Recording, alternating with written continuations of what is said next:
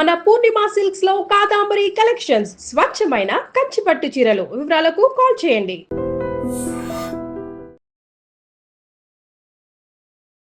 నమస్తే, welcome to I dream news and నిజాలు.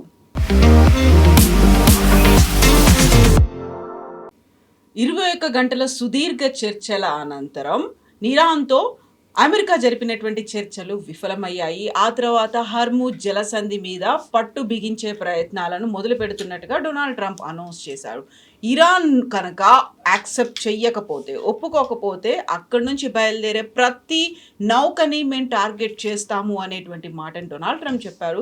Israel నుంచి నెతన్యాహు కాల్ చేసిన తర్వాతే జేడీ వ్యాన్స్ వెళ్ళిపోయి ఉంటాడు అనేటువంటి ఒక మాట ఇరాన్ చెప్తోంది.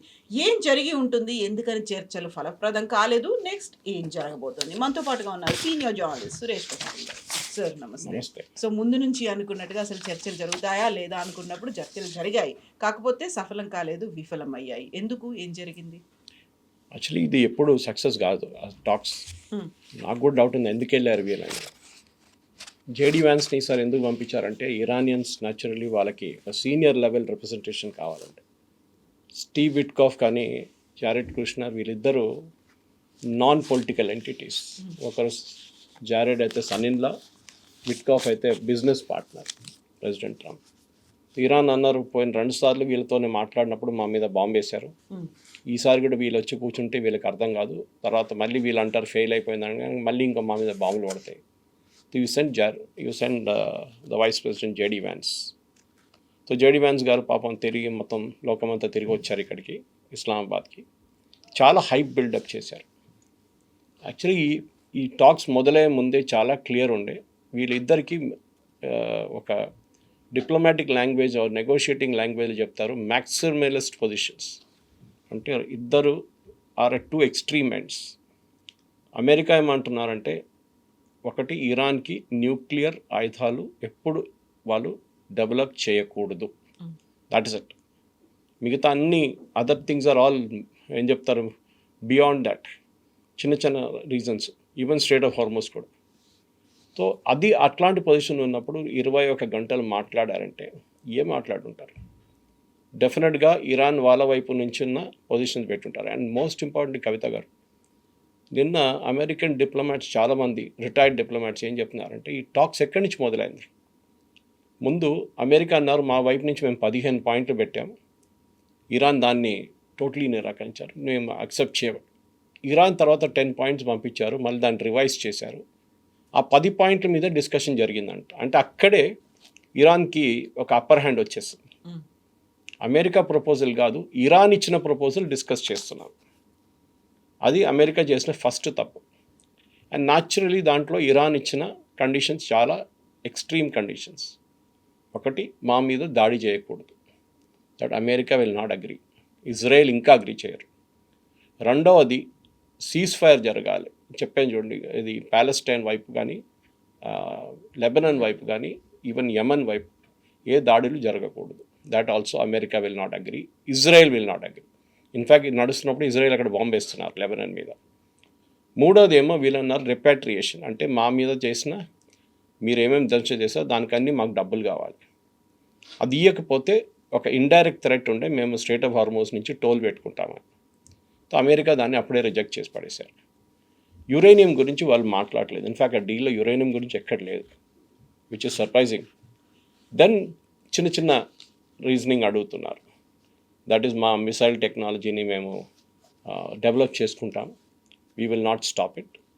సో న్యాచురల్ ఈ మ్యాక్సిమం నెగోసియేషన్లో ఎప్పుడు ఫస్ట్ సెషన్ ఏమంటారంటే థ్రోట్ క్లియరింగ్ సెషన్ అంటారు డిప్లొమసీలో. థ్రోట్ క్లియర్ చేసుకుంటారు, సవరించుకోవడం అనేది ఫస్ట్ పార్ట్ ఆఫ్ ఇట్. దీనికన్నా ముందు ఇదే ఒప్పందం, ఎస్పెషలీ ద యురేనియం ఒప్పందం, ఒబామా టైంలో జరిగింది. 2015. ఓకే, ఆ టైంలో 2015లో ఆల్మోస్ట్ అన్నీ అంగీకరించుకున్నారు Iran. Everything they agreed. In fact ఆ ప్రోగ్రామ్ పేరే joint comprehensive plan of action, JCPOA. 2015లో 21 నెలలు మాట్లాడిన తర్వాత 21 months ఆఫ్ నెగోసియేషన్. ఇక్కడ 21 hours జరిగింది. 21 months నెగోసియేషన్స్ ఎప్పుడు ఒక సిట్టింగ్లో జరగదు. మీరు ఫస్ట్ సెషన్ నేను చెప్పినట్టు థ్రోట్ క్లియరింగ్ అంతా జరిగిన తర్వాత you come to a session, మీరు ఇక్కడ ఉంటారు, వారు ఇక్కడ ఉంటారు. Then you have to keep coming closer. వచ్చి ఓకే మీరు ఒక కండిషన్ యాక్సెప్ట్ చేస్తారు, వాళ్ళ condition accept, and finally you arrive at middle destination. ఇద్దరికి విన్ లాగా. సో అది మీకు ఒక సిట్టింగ్లో జరగదు. So if anybody including Pakistan is fooled America into thinking that ఒక సెషన్లో అన్నీ అయిపోతుందంటే అది చాలా తప్పు. ఇన్ఫ్యాక్ట్ ఇరాన్ దానికి ఒక పేరు కూడా ఇచ్చారు ఒప్పందానికి, ఇస్లామాబాద్ MOU. అది జరగదు, ఎందుకంటే it cannot happen. America will not agree. First of all Trump చాలా clear that uranium is the central part of it అని చెప్పారు. చూడండి, బిఫోర్ ఈ లెఫ్ట్ ఫర్ ఫ్లారిడా ఆయన ఏం చెప్పారంటే, నేను everything else is secondary, uranium is the most important thing. మేము ఇరాన్ని ఒక న్యూక్లియర్ పవర్గా అంగీకరించాము, వాళ్ళు న్యూక్లియర్ పవర్ డెవలప్ చేయకూడదు, మిసైల్ పవర్ అంటే వెపన్ గ్రేడ్. సో ఈ JCPOA అగ్రిమెంట్ 2015లో చేసిన ఒప్పందంలో ఇరాన్ ఒకవైపు, ఆ టైంలో US, UK, France, China, Russia, Germany ఇటువైపు ఆలోచించి, it was not just US తోడు. Obama was very very diplomatic, వీళ్ళందరూ తోడు తీసుకున్నారు. ఈసారి చూడండి ఎవరు లేరు. America speaking to Iran directly. Of course after 47 or 49 years first time face to face కలిశారు వాళ్ళు ఇస్లామాబాద్లో. ఆ ఒప్పందంలో కవిత గారు ఇరాన్ అంగీకరించింది ఏంటంటే, మా దగ్గర ఉన్న యురేనియం ప్యూరిటీని ఒకటి మేము స్టాక్ పైన, మా దగ్గర ఉన్న మొత్తం ఎన్ని కిలోలు ఉన్నాయి దాన్ని 98% మేము రెడ్యూస్ చేసేస్తాం. Will reduce our uranium stock pile, which is a huge thing. ఇప్పుడు వాళ్ళ దగ్గర 480 కిలోలు ఎంత ఉంది. ఇప్పుడు వాళ్ళు 1 కిలో కూడా తగ్గించినట్టు అంటున్నారు. అప్పుడు వాళ్ళు అంగీకరించారు, కానీ ప్రెసిడెంట్ ట్రంప్ రాగానే దాన్ని చింపి పడేశారు. దిస్ ఇస్ యూస్లెస్, అది ఇది అని చెప్పేసి. ఇప్పుడు దానికన్నా చాలా మట్టుకు ఏం చెప్తారు, ఒక లీనియంట్ అగ్రిమెంట్ని సైన్ చేయడానికి రెడీగా ఉన్నారు ప్రెసిడెంట్ ట్రంప్, కానీ ఇరాన్ అంగీకరించట్లేదు. సరే పాత అగ్రిమెంట్కి తిరిగి వెళ్దామంటే ఇరాన్ చెప్తారు, మీరే విన్నారు కదా దట్ పాత అగ్రిమెంట్ వోంట్ వర్క్ అని చెప్పేసి. అగ్రిమెంట్లో ఇంకోటి చెప్పారు, మా ప్యూరిటీ యురేనియం ప్యూరిటీ ఇరాన్ 3.67%లో 15 సంవత్సరాలకి రీటైన్ చేసుకుంటారు. 3.67 అంటే మీరు వెపన్స్ డెవలప్ చేయలేరు, it is only for running your power plant. వాళ్ళ దగ్గర ఒక యురేనియం పవర్ ప్లాంట్ ఒకటి ఉంది, న్యూక్లియర్ పవర్ ప్లాంట్, రష్యా నడిపిస్తున్నారు, అది రష్యన్ టెక్నీషియన్స్. దానికోసం కావాల్సిన uranium 3.67%. This was the best agreement. మీకు ఇంకా మీరు ఇప్పుడు కాదు, ఇంకా 20 సంవత్సరాలు నెగోషియేట్ చేస్తే కూడా ఇట్లాంటి అగ్రిమెంట్ రాదు. కానీ ప్రెసిడెంట్ ట్రంప్కి పెద్ద ఈగో ఆ టైంలో, ఫస్ట్ టర్మ్లో.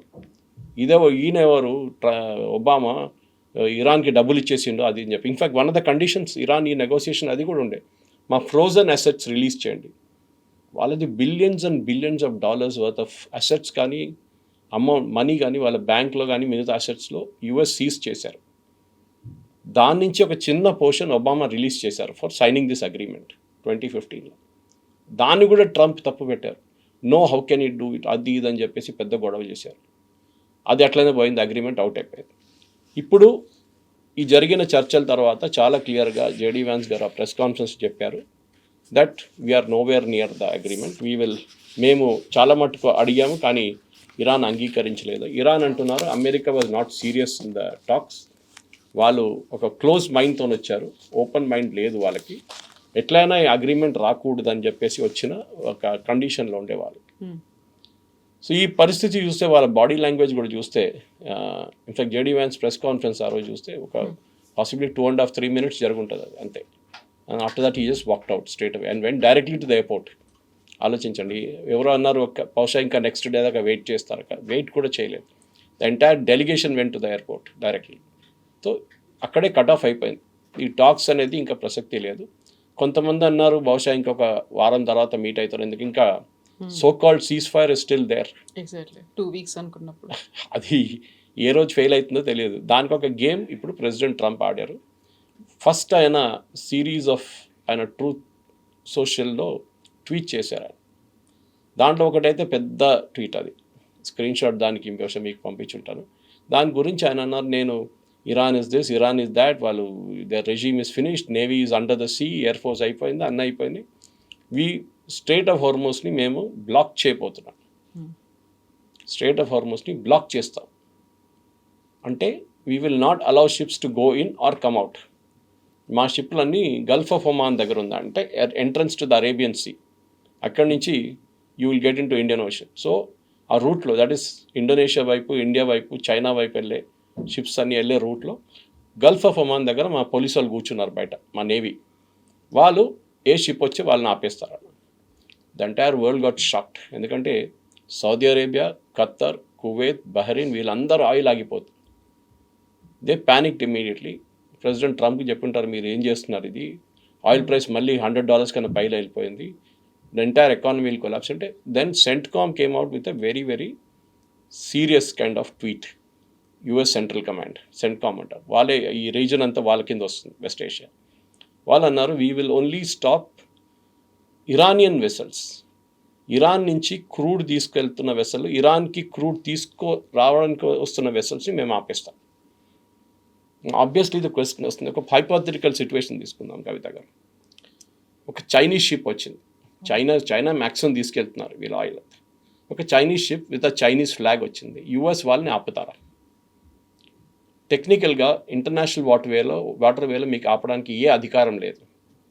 మీ ఎకనామిక్ జోన్లో ఉంటే మీరు ఆపొచ్చు, కానీ ఇది మీ ఎకనామిక్ జోన్లో లేదు, అమెరికా ఎక్కడో ఉంది, మీరు ఎట్లా ఆపుతారు ఇక్కడ? చైనా అంటారు, మా షిప్ మీద మీరు దాడి చేస్తే it is like attacking China directly. సరే, చైనాలో వెళ్ళిపోయారు, లోపలికి వెళ్ళి ఫిలప్ చేసుకున్నారు. లేకుంటే అక్కడ ఉన్న ఒక షిప్, దీనికన్నా అక్కడ ఆల్మోస్ట్ 2000 షిప్స్ పడి ఉన్నాయి అక్కడ. దాంట్లో ఒక చైనీస్ ఫ్లాగ్ షిప్ బయటకు వస్తుంది ఫిల్ చేసుకుంటూ. అమెరికా ఏం చేస్తారు? దాన్ని టోర్పిడో చేస్తారా?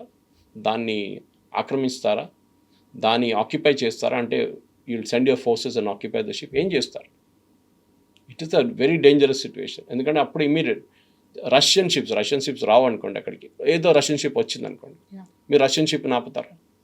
వాళ్ళు అంగీకరిస్తారా? లేదు. ఇరాన్ ఇంకో సిచ్యువేషన్. ఇరాన్ ఇప్పుడు ఏమంటారు, వాళ్ళు ఇప్పుడు అమెరికన్ షిప్స్ కొంతమంది 2 షిప్లు పంపించారు మొన్న వాళ్ళు ఈ మైన్ స్వీపింగ్ చెక్ చేయడానికి. ఐరన్ ఈస్, ఇరాన్ అన్నారు, మేము మైన్స్ వేసాం, ఎప్పుడో వేసాం, కానీ ఎక్కడ పోయింది మాకు తెలియదు అంటున్నారు. ట్రేస్ చేయడానికి కుదరట్లేదు, because it keeps floating in the water under ground. America దగ్గర ఒక్క మైన్ స్వీపర్ కూడా లేదు ఇప్పుడు. ఆలోచించండి, the most powerful navy in the world అని ప్రెసిడెంట్ ట్రంప్ చెప్పుకుంటూ వస్తారు. అమెరికా దగ్గర ఒక్క మైన్ స్వీపర్ కూడా లేదు.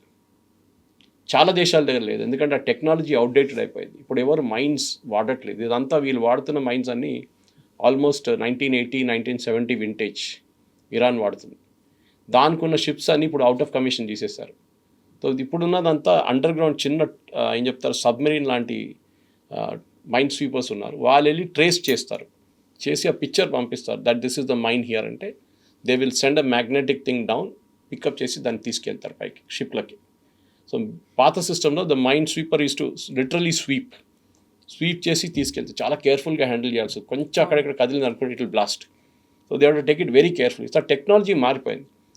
ఇప్పుడు యూరోప్లో ఉన్న కొన్ని కంట్రీస్ దగ్గర ఈ టెక్నాలజీ ఉంది, బ్రిటన్ దగ్గర కూడా లేదు. They also decommission their last 2 ships if I remember right. So I think Spain దగ్గర, ఇటలీ దగ్గర, ఫ్రాన్స్ దగ్గర ఉంది ఈ షిప్స్ అని, వాళ్ళు పంపిస్తారు. కానీ అది ప్యారలల్గా జరుగుతున్నాడు. ఇరాన్ ఏం చేశారంటే వాళ్ళు ఒక కొత్త మ్యాప్ రిలీజ్ చేశారు, ఇది ఈ టాక్స్ కన్నా కొంచెం ముందు. వాళ్ళు అన్నారు, ట్రెడిషనల్ రూట్లో ఇది ఒమాన్ ఇటువైపు, ఇరాన్ ఇటువైపు ఉందనుకోండి, the ships pass through like this. Iran అన్నారు, మోస్ట్ ఆఫ్ ద షిప్స్ ఏం చేస్తారంటే ఒమాన్ వైపు నుంచి వెళ్తారు, ఇన్ అండ్ అవుట్. 2 లేన్లు ఉన్నాయి, మన ట్రాఫిక్ లేన్ లాగా. నాన్మీట్లో ఒక డివైడర్ ఉంది, ఫిజికల్ డివైడర్ లేదు కానీ it's a mental divider there. అది షిప్ క్యాప్టెన్స్కి తెలుసు అది.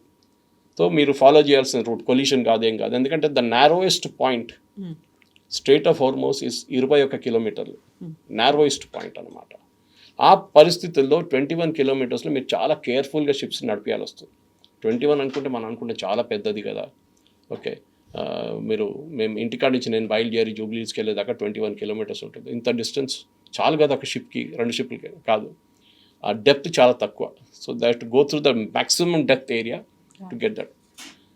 సో ఇరాన్ ఏం చేశారంటే ఒక ప్లాన్ చేశారు 3 రోజులు 4 రోజుల ముందు. వాళ్ళు అన్నారు, ఒమాన్ వైపు మీరు వెళ్ళకూడదు, అక్కడ మేము మైన్ వేసేసాం. You have to come through our area towards Iran and then take a U turn and take a right turn literally. అప్పుడు ఏమవుతుందంటే ఇరాన్ ఒక ఐలాండ్ ఒకటి it's called Qeshm island, QUESHEM, 150 కిలోమీటర్ల లెంగ్త్ ఐలాండ్ అది. I think about 150,000 people ఆ ఐలాండ్లో ఉంటారు. ఆ ఐలాండ్లో వీళ్ళ రెవల్యూషనరీ గార్డ్స్ వాళ్ళు ఉన్నారు. సో వాళ్ళు అబ్జర్వ్ చేస్తారు ప్రతి షిప్ని, ఎవరిది ఏ ఫ్లాగు, దాని పేరేంటి, దాని రిజిస్ట్రేషన్ ఎవరి పేరు మీద ఉంది, కెన్ ఈజీలీ సర్చ్. అది అంటున్నారు అటువైపు నుంచి వెళ్ళాలన్న. So all the ships got confused, ఇప్పుడు ఏం చేయాలని చెప్పి అందరు ఆగిపోయారు. అప్పుడే ఈ బ్లాకేడ్కి కొత్త న్యూస్ వచ్చిందనమాట. ఇప్పుడు అమెరికా ఏమంటున్నారు, దట్ ఇరాన్ ఇచ్చిన మ్యాప్ అవుట్, మీరు follow the old system going via Oman పక్క నుంచి వెళ్ళండి అని. ఈ కెషేమ్ ఐలాండ్ అనేది ఒక హిస్టరీ ఉంది దానికి. అక్కడ ఉన్న ప్రజలు they speak Parsi, they speak Arabic and Hindi, 3 languages mix మాట్లాడతారు. వీళ్ళందరూ చాలామంది దాని నుంచి ఇండియా నుంచి వెళ్ళిన వాళ్ళు, ఎప్పుడో 16th 17th సెంచరీలో they went and settle there Qeshm ఐలాండ్లో. సో ఆ island it's a beautiful island. అది మీరు నేషనల్ జియోగ్రఫిక్లో చూడాలి, ఒక స్టోరీ ఉండే దాని గురించి. Beautiful rock formations, salt formations. మన వైపు అరకు వైపు మీకు కనిపిస్తుంది ఒక couple of caves, Borra caves లాంటి, something like that they have అన్నమాట. సో ఇప్పుడున్న పరిస్థితుల్లో America, latest story, America is blocked the strait of Hormuz for Chinese ships. అంటే చైనీస్ ప్రోడక్ట్ తీసుకెళ్తున్న షిప్స్, ఆయిల్ ఒకటే కాదు, ఫర్టిలైజర్ కూడా ఉండొచ్చు, చైనా తీసుకెళ్తారు ఫ్రమ్ ఇరాన్, అది కూడా బ్లాక్ చేసేసారు. ఈ పరిస్థితుల్లో ఇప్పుడు ఏం జరుగుతుందనేది లోకం ఎదురు చూస్తున్నారు. Oil already started climbing up, stock market కూడా డౌన్ అయిపోతుంది. ప్రెసిడెంట్ ట్రంప్కి ఇప్పుడు ఆప్షన్స్ లేదు కవిత గారు. He has literally run out of options. So discussions టైంలో ఎవరు స్టబన్గా అడమంట్గా లేరు. ఆల్మోస్ట్ క్లోజింగ్ స్టేజ్కి వచ్చిన టైంలో అంతా పీస్ఫుల్గానే సక్సెస్ఫుల్గానే అయిపోతుంది అనుకున్న టైంలోనే నెతన్యాహు దగ్గర నుంచి జెడీ వ్యాన్స్కి కాల్ వచ్చింది. ఆ కాల్ వచ్చిన తర్వాత హీ చేంజ్ హిస్ మైండ్, సడన్గా మారిపోయాడు, ఇమ్మీడియట్గా వెళ్ళిపోయారు అక్కడ నుంచి. అది విఫలమయ్యాయి అనేటువంటి ఒక ప్రకటన వచ్చింది అనే మాటని ఇరాన్ నుంచి చెప్తున్నారు కదా. అరాగ్చి ఆ మాట అంటున్నారు, ఎక్స్టర్నల్ అఫైర్స్ మినిస్టర్. నెతన్యాహుకి ఇరాన్కి ఎప్పుడు పడదు, మనకు తెలిసిందే, పాత స్టోరీ అది.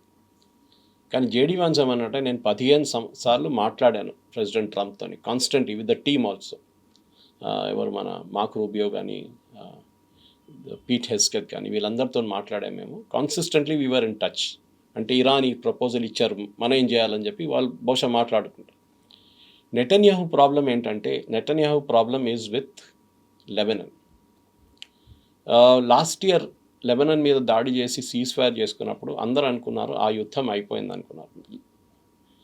మనం హెజ్బుల్లాని అర్థం చేసుకోవాలంటే, హెజ్బుల్లా అక్కడున్న లెబనీస్ కమ్యూనిటీలో ఒక Shia community. Lebanon basically was a Christian country. ఒక టైంలో 200 సంవత్సరాల ముందు లెబనాన్ క్రిస్టియన్ కంట్రీ ఉండే. ఇప్పుడు క్రిస్టియన్స్ అక్కడ 16% ఉన్నారు. చాలా మటుకు షియాస్ అక్కడ వచ్చి సెటిల్ అయిపోయారు కొన్ని సంవత్సరాల నుంచి. ఇప్పుడు 1/3 ఆఫ్ లెబనాన్స్ పాపులేషన్ ఇస్ షియా. కానీ అక్కడ ఉన్న గవర్నమెంట్ ఇస్ సున్నీ. వాళ్ళకి వీళ్ళకి పడదు. ఎప్పుడు ఎక్కువ గొడవ చేస్తే ఈ షియా వాళ్ళు దే విల్ ఓవర్త్రో ద గవర్నమెంట్కి భయం ఉంది, వాళ్ళ దగ్గర రెగ్యులర్ ఆర్మీ అంత పెద్ద ఆర్మీ లేదు. సో దాన్ని సపోర్ట్ చేయడానికే ఇజ్రాయెల్ వాళ్ళతో చర్చలు నడుపుతున్నారు. ఎవరితోని? Government of Lebanon. చాలా వీక్, కానీ వాళ్ళకి పార్లమెంట్ ఉంది, డెమోక్రసీ ఉంది, ఎలక్షన్ ఉంది, అన్నీ ఉన్నాయి వాళ్ళకి. దీనికన్నా ముందు లెబనాన్ ఉన్న హెజ్బుల్లాకి అన్నిటికంటే పెద్ద సపోర్ట్ సిరియా ఉండే. వీళ్ళ ఆయుధాలు, వీళ్ళది డబ్బులు ఇరాన్ పంపించేది వయా సిరియా ఉండే, when Hafez al Assad was there. Okay, ఆయన్ని బషీర్ అల్ అసాద్, దాని తర్వాత he went out, Assad was out. ఆయన్ని ఒక కూ లాగా లిటరల్లీ యుఎస్ సిఐఏ చేసిన ఆపరేషన్ అది చేసి బయటపడేశారు. దాని తర్వాత హెజ్బుల్లాకి వచ్చి ఆయుధాలు ఆగిపోయినాయి. అట్ ద సేమ్ టైం మీకు గుర్తుంటుంది, వాళ్ళ లీడర్ నస్రుల్లాని చంపారు. చాలా మటుకు పేజర్ బాంబ్ బ్లాస్ట్ జరిగింది. So literally Hezbollah was wiped out. అందరూ అనుకున్నారు ఈసారి కూడా హెజ్బుల్లాకి పవర్ ఉండదు, హెజ్బుల్లా ఏం చేయలేరని. కానీ సర్ప్రైజింగ్లీ ఈసారి మళ్ళీ వాళ్ళు తిరిగి వచ్చారు. బహుశా ఏం జరుగుతుందంటే, వాళ్ళ దగ్గర ఉన్న మిగతా వాట్ ఎవర్ లెఫ్ట్ ఓవర్ ఆయుధాలు they are possibly using it now, last attempt లాగా అన్నమాట. సో హెజ్బుల్లాని ఒక సిరియన్ ఇన్ఫ్లుయెన్స్ కూడా మీరు చూస్తే ఇప్పుడు ఇజ్రాయెల్ లిటనీ రివర్ దాకా వచ్చేసారు. అంటే సదర్న్ లెబనాన్లో దూరేశారు వాళ్ళు. They destroyed village after village. వాళ్ళు అంటున్నారు ఇంకా ఎవరు అక్కడ రాకూడదు, ఇది మా ఏరియా అయిపోయింది అంటున్నారు. The same thing Israel did in Syria. సిరియాలో చాలా ఫ్యాక్షన్స్ ఉన్నాయి. ఆఫ్టర్ అసాద్ పారిపోయిన తర్వాత అక్కడ ఫ్యాక్షన్ మీద ఫ్యాక్షన్ కొట్టుకుంటున్నారు. అక్కడ కూడా ఇజ్రాయెల్ చాలా మటుకు పోర్షన్స్ ఆక్యుపై చేసుకున్నారు. వాళ్ళు ఒక బఫర్ డివిజన్ బిల్డప్ చేస్తున్నారు కవిత గారు, మా మీద రేపు దాడి జరగకూడదు. సో ఇజ్రాయెల్స్ పొజిషన్ ఇస్ చాలా చాలా క్లియర్. బెంజమిన్ నెతన్యాహు నిన్న ఒక పెద్ద మెసేజ్ పంపించారు మీకు, I think I sent it to you. He was justifying నేను యుద్ధానికి ఎందుకు వెళ్ళాను అని చెప్పేసి. అండ్ మీరు అది చదివితే you will really be convinced. Diplomats అంటారు diplomacy is the art of telling people to go to hell so much that they would like to go there అన్నమాట. ఇంగ్లీష్లో అంటారు దాన్ని. హెల్కి వెళ్ళమని ఎంత బాగా కన్విన్స్ చేస్తారు, నరకానికి వెళ్ళమని చెప్పినా ఈజీగా యాక్సెప్ట్ చేయాలి. చెప్తారు. That is diplomacy, the same language.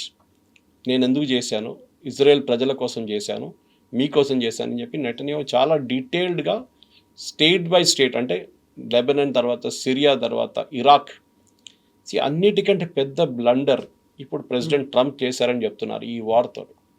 కానీ దీనికన్నా ముందు యుఎస్ హిస్టరీలో ఒక సర్వే జరిగింది among the diplomats retired and serving. America వాళ్ళ హిస్టరీలో అన్నిటికంటే పెద్ద ఫారిన్ పాలసీ బ్లండర్ ఏం చేశారు. Most of people will say వియట్నాంకి వెళ్తాం మనం, Vietnam was the biggest blunder. But that time America was అంత పెద్ద డిప్లొమాటిక్ పవర్ లేకుండే. ఓకే, లిండన్ జాన్సన్ ఉండే, జాన్ ఎఫ్ కెనడీ తర్వాత వచ్చారు. కానీ the biggest blunder was president Bush and Iraq war. Weapons of mass destruction ఉందని చెప్పి మొత్తం అక్కడ వెళ్ళి నేటో ఫోర్సెస్ని తోడు తీసుకెళ్ళి ఇరాక్ని మొత్తం దంచారు. వెపన్స్ ఆఫ్ మాస్ డిస్ట్రక్షన్ దొరకలేదు. Today Iraq has become a lawless society. మూడు ఫ్యాక్షన్లు, నాలుగు ఫ్యాక్షన్లు కొట్టుకుంటున్నారు. అల్ఖైదా ఉన్నారు, ఐసిస్ ఉన్నారు, ఇరాన్ ప్రాక్సీస్ ఉన్నారు అక్కడ, and then the Iraqi government ఉన్నారు. Same situation is there in సిరియాలో. అక్కడ ఒక former terrorist, al Qaeda terrorist, $10 million reward ఉన్న ఒక టెర్రరిస్ట్ని ఇప్పుడు ప్రెసిడెంట్గా కూర్చోబెట్టారు యుఎస్ అక్కడ. బికాస్ వాళ్ళకి చాయిస్ లేదు ఇంకా. సో ఈ పరిస్థితుల్లో ఇజ్రాయెల్ వాళ్ళ పని వాళ్ళు చూసుకుంటున్నారు, వాళ్ళని తప్పు పట్టలేమని. If they are pressurising US and US ఆ ప్రెషర్లో పడిపోతారంటే అది యూఎస్ తప్పు, ప్రెసిడెంట్ ట్రంప్ తప్పది. కానీ ప్రెసిడెంట్ ట్రంప్ కూడా తెలుసు that the bigger threat Israel మీద ఒక దాడి రేపు జరిగితే రేపు యూఎస్ మీద దాడికి జరగవచ్చు, ఇంకో 9/11 జరగవచ్చు. That president Trump is very clear అన్నమాట. సో బహుశా ఫస్ట్ టైం ఈ స్ట్రైట్ ఆఫ్ హార్మోస్లో స్ట్రాటజీ మార్చారు. వాళ్ళు బ్లాక్ చేసే బదులు మేమే బ్లాక్ చేసేస్తాం, వాళ్ళని బయటికి వెళ్ళనియం. కానీ క్వశ్చన్ నౌ ఇస్ హైపోథెటికలీ రేపు ఖతార్ నుంచి ఒక గ్యాస్ ఫిల్ చేసిన, ఒక ఎల్పిజి గ్యాస్ ఫిల్ చేసిన ఒక షిప్ స్ట్రైట్ ఆఫ్ హార్మోస్ నుంచి బయలుదేరింది. ఇరాన్ దాన్ని కొడతారా? ఎస్పెషలీ నెక్స్ట్ 1 week ఈ సీజ్ ఫైర్ ముందు America wants that to happen. వాళ్ళు కావాలంటే ఒక డమ్మీ షిప్ పంపిస్తారు, ఇరాన్ కొడతారా లేదా చూద్దాం అని చెప్పేసి. ఇరాన్ కొట్టారనుకోండి, America will say cease fire is over, మేము మా బాంబింగ్ మొదలు పెట్టేస్తాం, వీఆర్ రెడీ అండ్ లాక్డ్ అన్నారు ప్రెసిడెంట్ ట్రంప్ నిన్న. మళ్ళీ యుద్ధం మొదలవుతుంది అండ్ మళ్ళీ ఇదే whatever happen. But this time definitely Iranian government పడిపోతుంది, దాంట్లో డౌట్ లేదు. వాళ్ళు తట్టుకున్నారు ఇన్ని రోజులు, ఆల్మోస్ట్ 40 days, కానీ ఇంకా వాళ్ళు చేయలేక వాళ్ళు మొత్తం almost the entire Iran is finished. కానీ ఈ స్ట్రైట్ ఆఫ్ హార్మోస్ గురించి కూడా ఒక హిస్టరీ ఉంది దీనికి ముందు. అది చాలా ఇంట్రెస్టింగ్. ఎందుకంటే మనం అనుకుంటాం straight of Hormuz 20% of world's oil ఆ రూట్ నుంచి ట్రావెల్ అవుతుంది, 40% ఆఫ్ వరల్డ్స్ ఫర్టిలైజర్ ఆ రూట్ నుంచి వెళ్తుంది, హీలియన్, ప్రొపేన్, బ్యూటేన్, మీరు ఏ గ్యాస్ పేరు చెప్పండి ఆ రూట్ నుంచి వెళ్తుంది.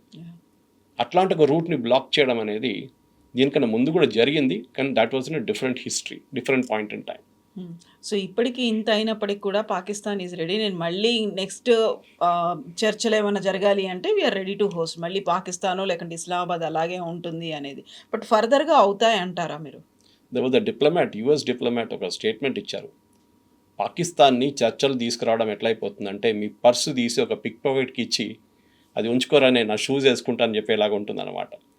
పాకిస్తాన్, ఇజ్రాయెల్ చాలా క్లియర్గా చెప్పారు, Pakistan is a terror supporting nation. వాళ్ళని మీరు తీసుకొచ్చి మీడియేషన్ ఏం పెట్టారు? ప్రెసిడెంట్ ట్రంప్కి ఇంకెవరు దొరకలేదు కవిత గారు. బహుశా నేను లాస్ట్ టైం మాట్లాడి చెప్పాను ఇది.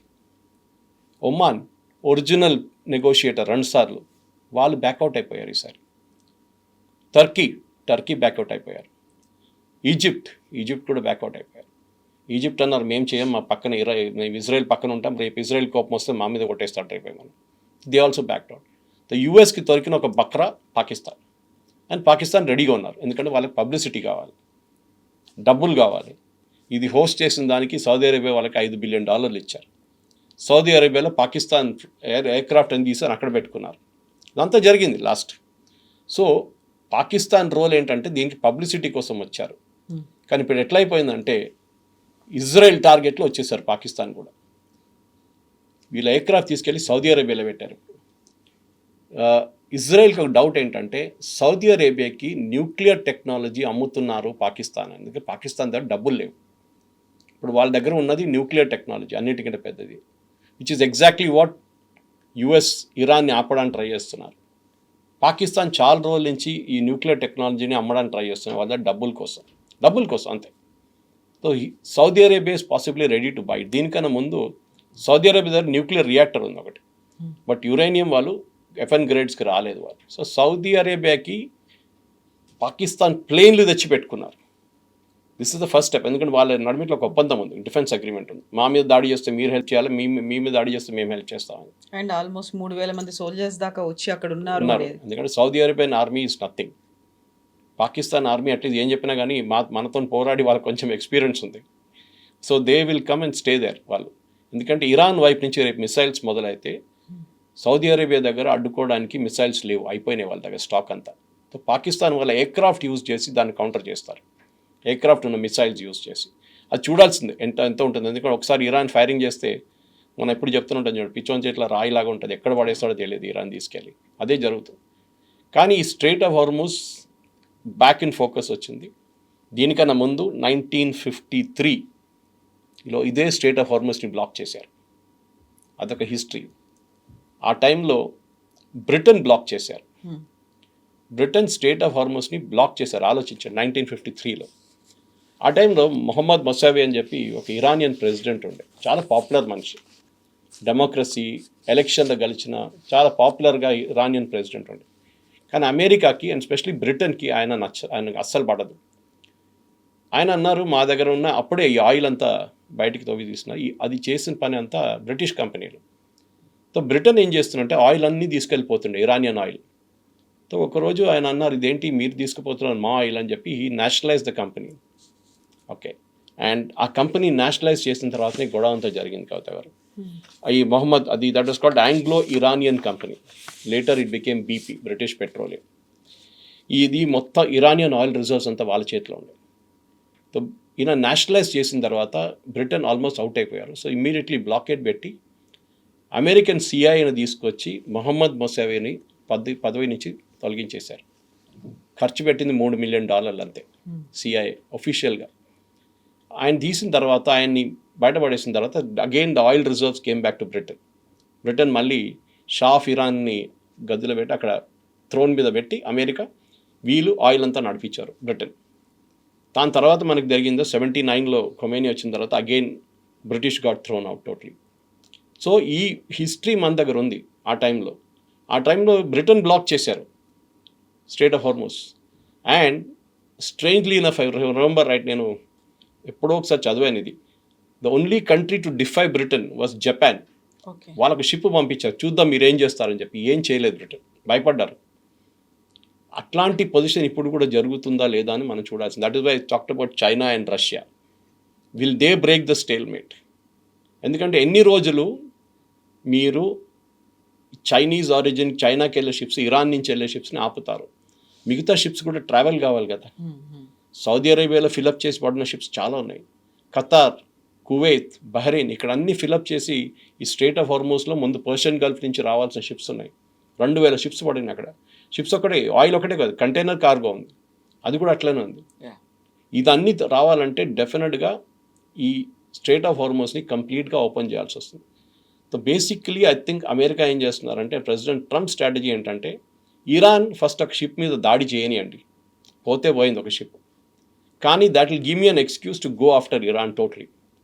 మా రిసోర్సెస్ మొత్తం పెట్టేస్తాను వాళ్ళ మీద అంటే. ఇన్ఫ్యాక్ట్ మీరు number of C-30s, C-3s and వాళ్ళ ట్రాన్స్పోర్ట్ ఎయిర్క్రాఫ్ట్ లాస్ట్ 1 వీక్లో డిగో గార్షియా కానీ, మిగతా అలేద్ ఎయిర్బేస్ ఖతార్లో కానీ, మిగతా ప్లేసెస్లో ఆల్మోస్ట్ 100 to 200 సార్టీస్ జరిగింది.